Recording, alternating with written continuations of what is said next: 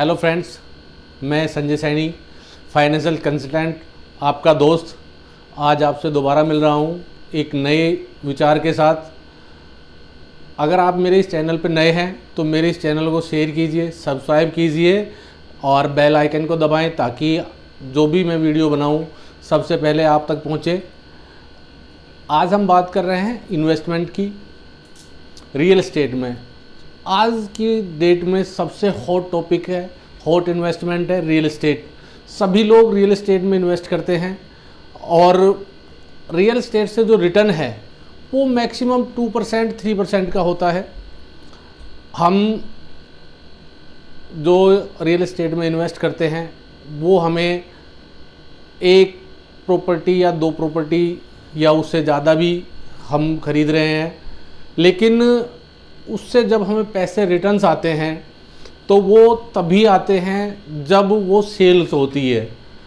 अब और आज की डेट में जो समय चल रहा है उसमें तो ये भी संभव नहीं हो पा रहा है। प्रॉपर्टियों के रेट काफ़ी डाउन हैं। पहले 19वीं सदी में बूम था, प्रॉपर्टी में एप्रिसिएशन था, लेकिन अब समय अलग है। अभी जो रिटर्न्स हैं वो ना के बराबर है और जो प्रॉपर्टियाँ रेंट पे चल रही थी उनमें से भी आधी से ज़्यादा खाली हैं। वर्क फ्रॉम होम होने की वजह से जो ऑफिस हैं वो भी अभी बंद पड़े हैं।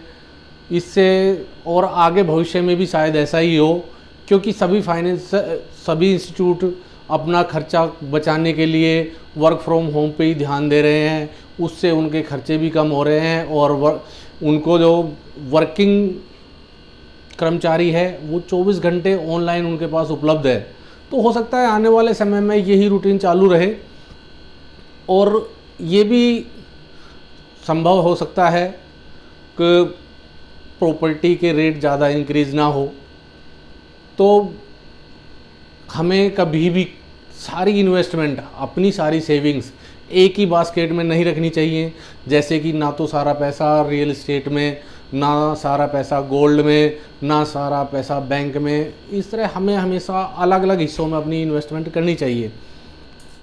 दोस्तों, जिस प्रकार बाज़ार में उपलब्ध कुछ पौष्टिक तत्व जो हमारे शरीर के लिए ज़रूरी है, जैसे काजू, बादाम, पिस्ता वगैरह, ये हम तीनों समय सुबह, दोपहर, शाम नहीं खा सकते।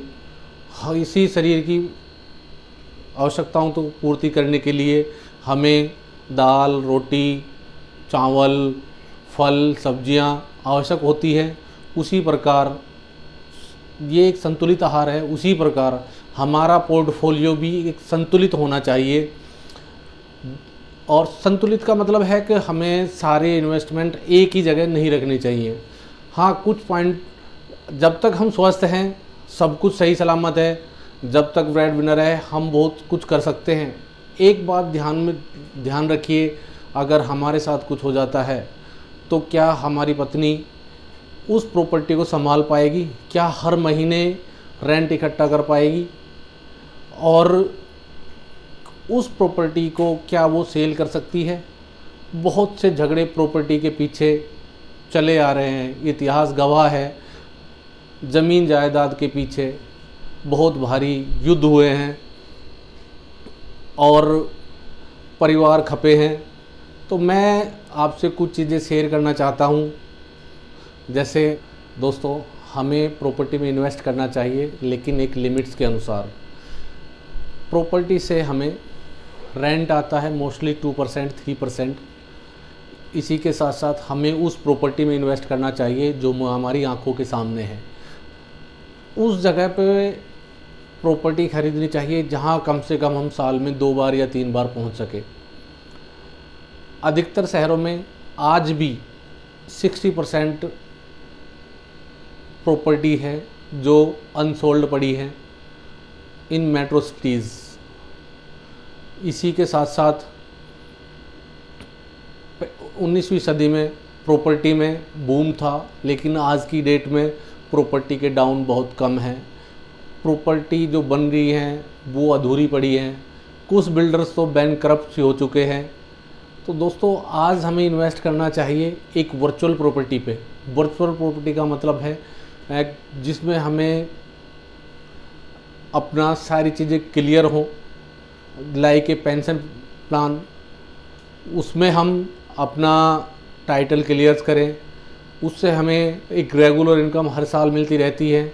अगर हाँ आप प्रॉपर्टी खरीदते हैं तो उसमें भी एक वसीयत के द्वारा अपने टाइटल क्लियर करें। जिनके नाम आपको प्रॉपर्टी करनी है उनका किसी प्रकार का कोई डिस्प्यूट ना हो। इस तरह की चीज़ें आपको अभी से फाइनल करनी चाहिए। मैं तो सलाह दूंगा आप प्रॉपर्टी में इन्वेस्ट करें, 1 या 2 प्रॉपर्टी में इन्वेस्ट करें। इसी के साथ साथ वर्चुअल प्रॉपर्टी लें जो एक रेगुलर इनकम की गारंटी देती हो आपको, जिसको आप कभी भी सेल कर सकते हैं। और इस तरह की प्रॉपर्टी में इन्वेस्ट करें जहां से 5-5.5% से 10% तक का रिटर्न आपको मिले। दोस्तों इसी के साथ सलाह दूंगा आपको, LIC का पेंशन प्लान लीजिए और अपने बुढ़ापे को भी सुरक्षित कीजिए।